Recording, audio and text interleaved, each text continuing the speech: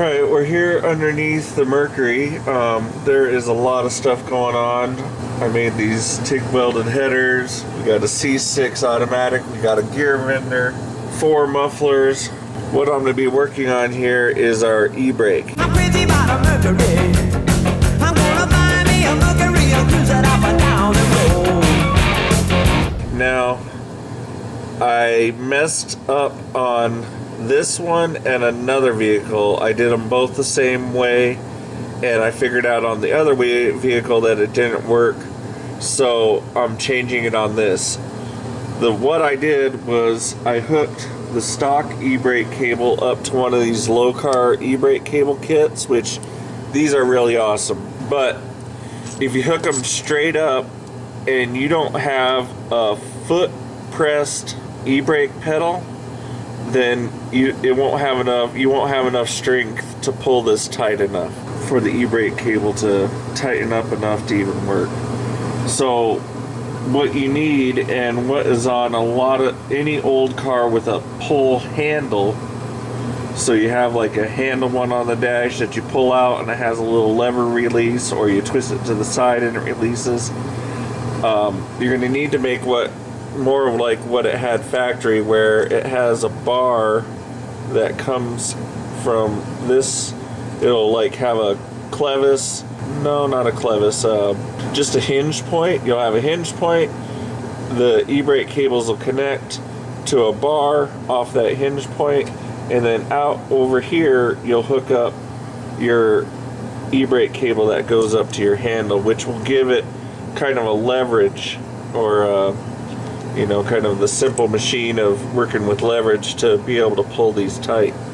So since this frame is a little further on than I'd like it to be for doing this kind of thing, I'm going to bolt it to the bottom, a plate to the bottom of our trans mount bolts here that'll come back, hold this guy, and hold our hinge point and our bar that'll work this little guy.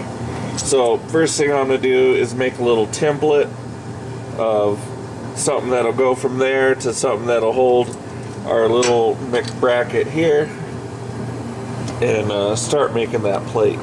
Alright, got something going here for a template. Let's see what we got here. See if we can stick it over our bolts here. Alright, yep. Now those will go something like that. So I'll make a mark for our bolt holes here. Okay, I transferred our template onto this. I added a little bit in that area because we might have our hinge point in here. So first thing I'm going to do is drill the holes. Easier to drill on a bigger plate, and then cut it out, bolt it up there, and just kind of see what we got. Hey, the holes lined up. Let's see, am I that way or is it this way? I think it's this way.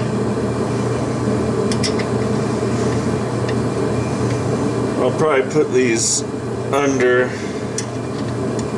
2 bolts when we're all said and done on that, but let's just kind of hold it up there for right now.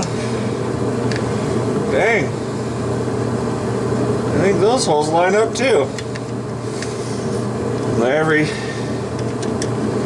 Even a broken clock is right twice a day. So now we need a hingy guy over here. So I think somewhere right about there, hinge guy pulls this guy. Get our piece here, put our sleeve in, put our hinger doodle on that, stick our piece through there.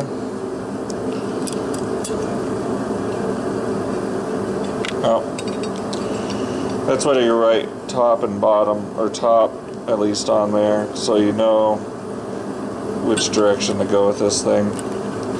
And I am going the wrong direction.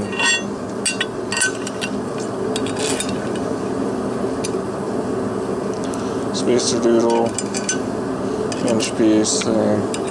You most definitely want to use a nylock on something like this where it's a hinge point, and you don't want to be, I mean, our sleeve is going to stop it, but we still don't want to be something that hinges. Most definitely want a nylock on there. So got the piece in here, bolted down, but it's kind of shaky, so I think I'll want to weld that tube in like we were talking on the back part of this, but that's not the biggest fish we need to fry at the moment. So we got our piece here, bolts onto the transmission, our hinge, so our bar is going to come off of this way, and we need a 10-inch bar on that as we measured out, so let's make that. So here's our bar. I kind of coped the end to where it'll weld on to that little ball we got there, sleeve. This guy, the cable's going to run through here, and I made the hole a little bit bigger because it's going to walk a little bit as it goes, but it'll have nuts and jam nuts that kind of hold it, but it's running the wrong direction. So we got our flat metal that we want to use for our strength, but this is running, this needs to be turned the other way. So we're going to heat it up with the torch, get our spud wrench here, and we're going to clamp onto it with the adjustable wrench and turn it. Alright, so maybe you didn't see what I was saying before, but maybe this helps now that it's a little more together. There is our little hingey guy. The little cables will come up here and bolt in somewhere in here. I don't want to make that hole quite yet. I want to make sure everything looks good underneath there, but I imagine it'll be right about where my thumb is. So let's put our bolt in over here with our nylock nut and set it up under there and see how it looks. And we're back. So this guy goes on here.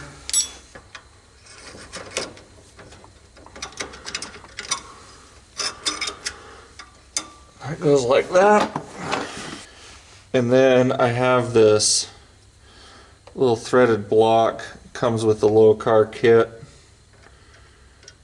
and that's going to go on here.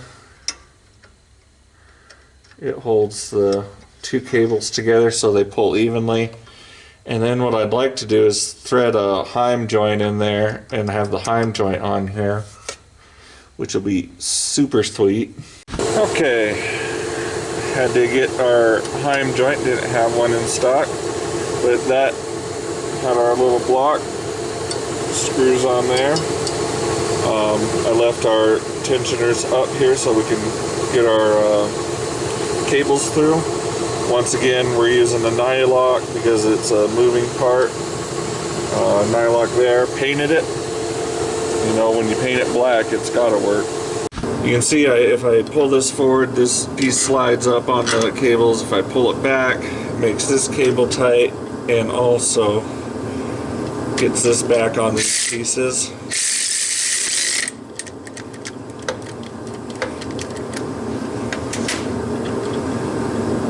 Then I can tighten this guy down. Cables are pretty taut there.